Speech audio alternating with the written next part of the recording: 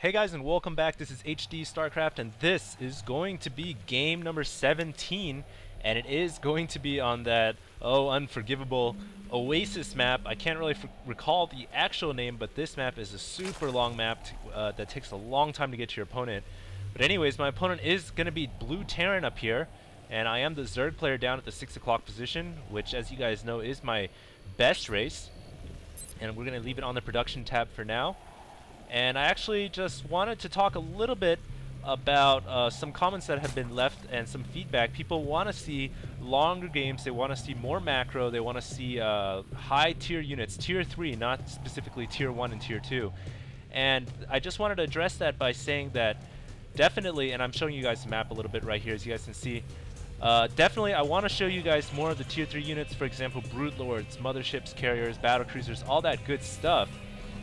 But the fact of the matter is that a lot of games right now, since the beta has only been out for a week, are decided at Tier 1 and Tier 2.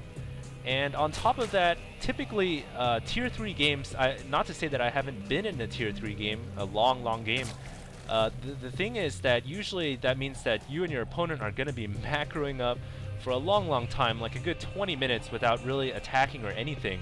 And then it's just one big epic clash at the end of like battle cruisers and motherships and things like that, which is cool, but I'm not sure if you guys really want to watch a 20-minute macro fest. And at the same time, a lot of those games are found at the bronze and copper level, whereas anything higher where players are a little more skilled, typically people don't allow your opponent to tech up. You want to have battles at the beginning, and on top of being more interesting, that's just how the higher level players will play. So, and I don't want to show you guys a game of just, you know, big wars and big battles. I want to show you guys how those tier 3 units fit into the game, how and when, for example, Broodlords or Carriers can be used, not just, you know, teching up to them, never being attacked, and then sending them out to battle. I want to show how you can evolve your strategy, how the game progresses into them naturally. So I think that's more important, and the fact of the matter is, it's so far playing the beta, those games are rare and hard to find. They're few and far in between, as players are experimenting new builds and a lot of players are rushing. So this game, I was gonna try to use some higher tier units, and we'll see if it comes into play. But yeah, I just thought I'd address that. As you guys you guys know, I want to show you guys definitely more tier 3, so be on the lookout for more games like that. But yeah, anyways, as you guys can see, I am grabbing my natural expansion here. Quick, fast expand build, where you go drones, spawning pool at 14, and then pump a couple more drones and get a hatchery at 14 again. I found that to be a pretty good opening standard build for Zerg, especially on this map, which is so far away from your opponent.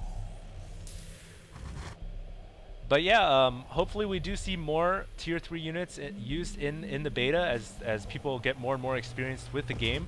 But I just want to reiterate that a lot of games are decided at tier 1 and tier 2 at higher level play, and I want to show you guys how tier 3 fits in, but only how it fits in naturally and not forcing it by, you know, teching up in your base and then just sending out 24 carriers. I don't think that's very interesting. So hopefully you guys understand, but if you guys want to see more macro fest games, you know, these videos are for you guys, so leave some comments and tell me what you guys want to see.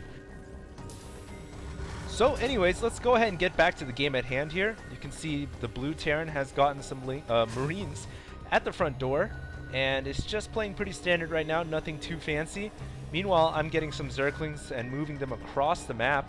I do have two hatcheries up and running right now. And on the production tab, you can see that I am researching Ling Speed, and my opponent, he's actually researching shields, which is interesting because most Terrans want to get stim packs first. But and you can see at the tech lab that the shields are researching, so this is going to be interesting. We'll see how the Marines with 10 extra health work against the Zerglings, and if that's better than stim pack. Meanwhile, back at base, you guys can see that the Queen walking back and forth between my two hatcheries. She does have enough energy to spawn larvae on both hatcheries just by herself. My opponent here has got a pretty good wall off. I'm going to test it with these Zerglings, but there's no way I'm going to get up there with that wall and with that amount of Marines. And now my opponent's actually moving out, so he's trooping out with those Martian Marines, and let's see what I can do to defend against this. Back at base, I am researching layer. Zergling speed is almost complete, and I'm actually just working on saturating my natural expansion. I don't know these Marines are moving out yet, and now I am aware that the Marines are moving out. So I'm gonna have to get more links. I might even have to get some defense here at my natural expansion, because this is quite a large army of Marines. And they're actually going to take down my Overlord, so poor Overlord goes down. Splat goes the Overlord. And yeah, I am getting 2 Spine Crawlers as well, just in case. I really don't want to lose this natural right now. And my opponent is making a good move, pushing out because the Zerg has expanded. And let's see if I can defend this. Surrounding the Marines first, and then using the Lings to attack the Marines, but we've got reinforcing Marines coming in, so I'm going to have to back off. Takes down one of the Spine Crawlers that were morphing in, and my Lings come in to engage yet again. And this time, the Zerglings win with Zergling speed being researched. And so that battle falling into my own favor. My opponent there focusing down both Spine Crawlers, but that's alright since I didn't lose any drones. And picking off stray reinforcements that were coming in. And Zerglings, when they have speed, are just so fast.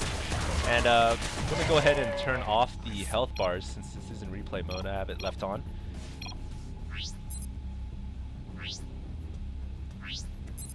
My apologies there.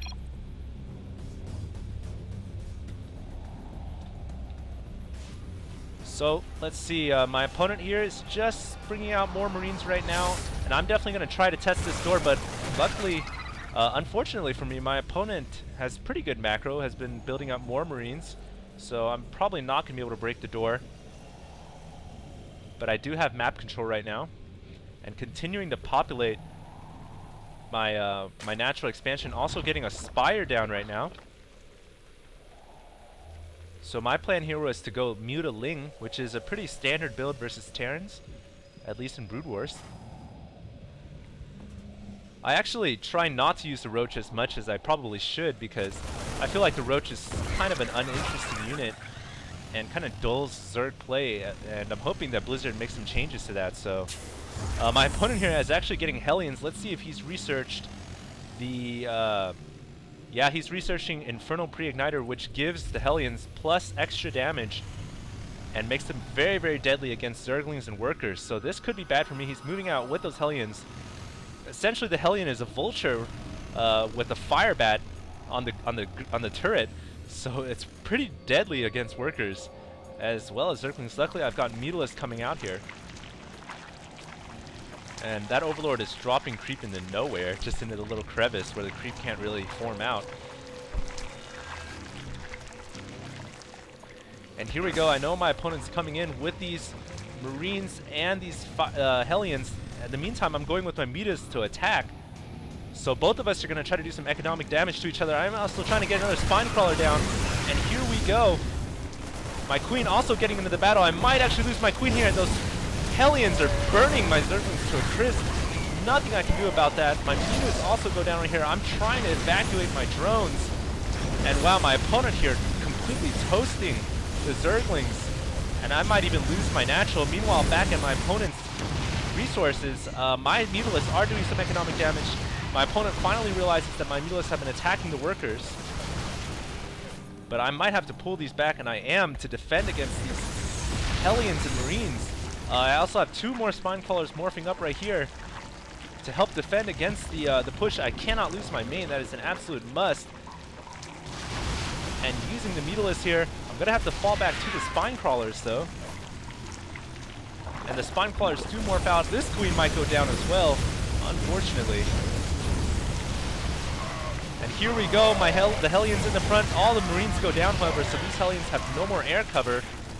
And the Mutalisks can go to work with them, but I'm actually going to go and continue to harass the economy. Meanwhile, at the 9 o'clock, I have grabbed the gold minerals here, but I've only got 1 drone mining, so it's not the best right now, not really doing much for me. And my opponent trying to get a couple missile turrets up, so I'm going to try to pick those off before he can get them up and running to allow my Mutalisks to continually harass his mineral line. But he's got a lot of Marines here, and Marines are pretty good against Mutas.